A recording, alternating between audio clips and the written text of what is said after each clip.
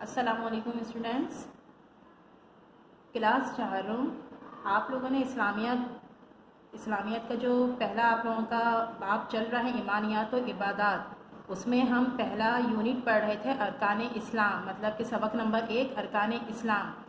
अरकान इस्लाम के कुछ पॉइंट्स मैंने आपको समझाए थे और उसके बाद उसकी जो हेडिंग्स थी, यानी सबसे पहला रुकन तौहीद और रिसालत की गवाही, उसके बाद नमाज।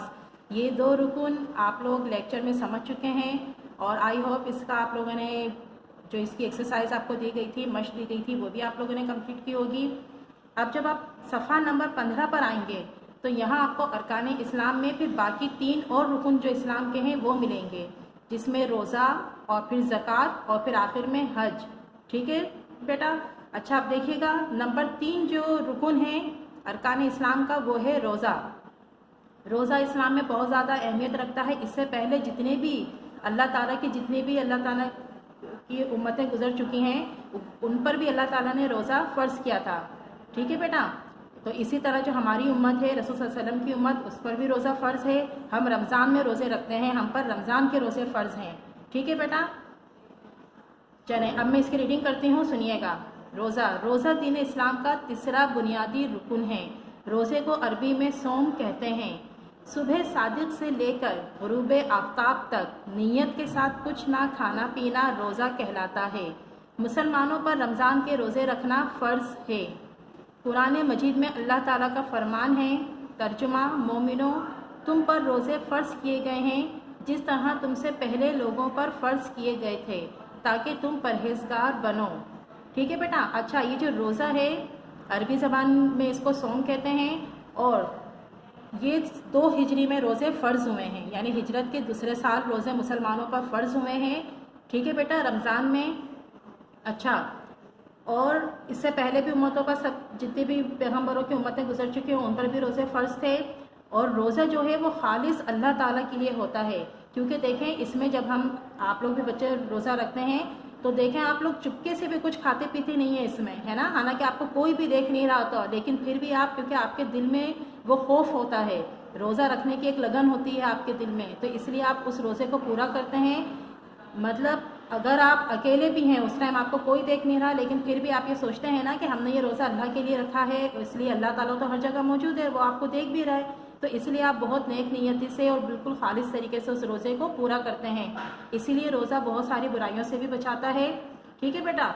देखिए अब मैं ये आगे पढ़ रही हूँ। रोज़े का मकसद परहेजगारी और तकवा पैदा करना है। रोज़ा बुराइयों से बचाता है, ये गुनाहों की माफ़ी का ज़रिया है।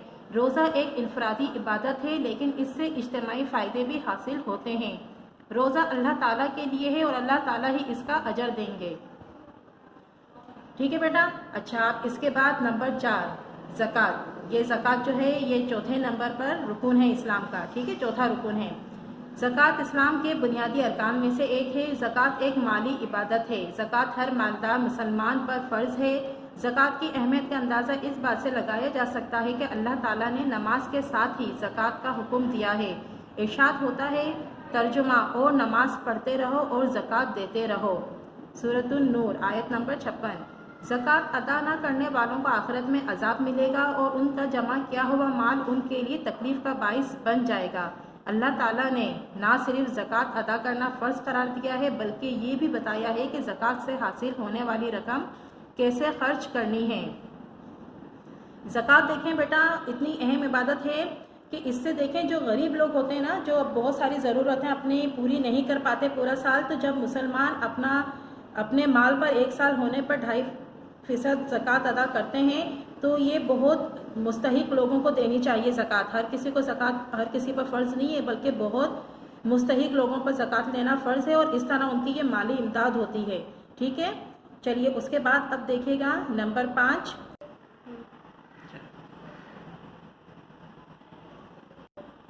नंबर 5 रुकन हज। बेटा आप सबको मालूम है ना कि हज कहाँ पर अदा करते हैं? बताएं मुझे।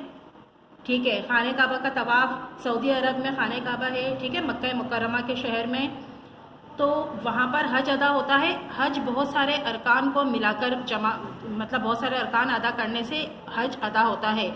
हज का जो सबसे अहम रुकन है वो खाने काबा का तवाफ़ है। ٹھیک ہے، اور وہ 9 ذی الحج کو ادا کیا جاتا ہے. کس دن ادا کیا جاتا ہے؟ 9 ذی الحج کو. ذی الحج کا مہینہ آپ کو معلوم ہے نا، یہ اسلامی مہینوں کا سب سے آخری مہینہ ہے جس میں ہم بقر عید بھی مناتے ہیں، عید الاضحیٰ. تو دیکھیں حج کا جو آخری رکن ہے نا، حج کا جو کہ 10 ذی الحج کو ادا کیا جاتا ہے، وہ قربانی ہی ہے. اس کے بعد پھر احرام کھول دیے جاتے ہیں، شیطان کو کنکریاں ماری جاتی ہیں. ٹھیک ہے بیٹا، تو یہ سب چیزیں، طواف ہے اور اس کے علاوہ سعی کرنا ہے، تو یہ سارے رکن ملا کر پھر حج ادا ہوتا ہے. ٹھیک ہے بیٹا. اچھا دیکھیں، اب یہ حج میں پڑھ رہی ہوں، سنیے. حج اسلام کا 5واں رکن ہے. حج ہر مالدار مسلمان پر زندگی میں ایک بار فرض ہے. قرآن مجید میں حج کی فرضیت کے بارے میں اللہ تعالیٰ ارشاد فرماتے ہیں. ترجمہ: اور استطاعت رکھنے والوں پر اللہ تعالیٰ کے لیے اس کے گھر کا حج فرض کیا گیا ہے. سورہ آل عمران. حج ہر سال ذی الحج کی 9 تاریخ کو ہوتا ہے. مسلمان حج کرنے خانہ کعبہ جاتے ہیں. حج انسان کو گناہوں سے نجات دلاتا ہے. حضرت محمد صلی اللہ علیہ وآلہ وسلم کے فرمان کے مطابق جو شخص خلوص اور نیک نیتی سے حج کرتا ہے، اللہ تعالیٰ اس کے پچھلے تمام گناہ معاف فرما دیتے ہیں. دیکھ لیجئے بیٹا، حج کی بھی اہمیت دیکھیں آپ.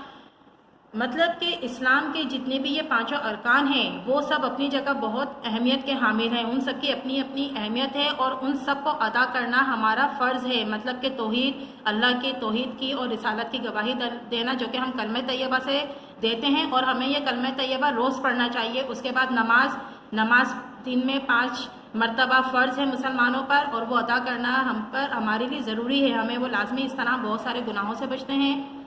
اس کے بعد پھر روزہ، زکوٰۃ، حج. ٹھیک ہے بیٹا، یہ 5 ارکان ہیں اسلام کے جو بہت زیادہ اہمیت کے حامل ہیں، اور یہی ہمیں دوسری تمام امتوں سے ممتاز کرتے ہیں. ہم مسلمان امت، یعنی جو ہمارا مذہب ہے اسلام. ٹھیک ہے بیٹا، تو وہ ایک بہت اہمیت کا حامل مذہب ہے، اور انہی ارکان کی وجہ سے. ٹھیک ہے بیٹا، تو مجھے یقین ہے کہ آپ سب کو یہ لیکچر سمجھ میں بھی آیا ہوگا. اس سبق کو اچھے طریقے سے آپ لوگ پڑھیے گا، اور پھر جو سوال جواب اور جو ٹاسک آپ کو اس کے متعلق دیا جائے اسے مکمل کیجیے گا بیٹا. اپنا خیال رکھیے گا، اور نیکسٹ لیکچر تک کے لیے بیٹا اللہ حافظ.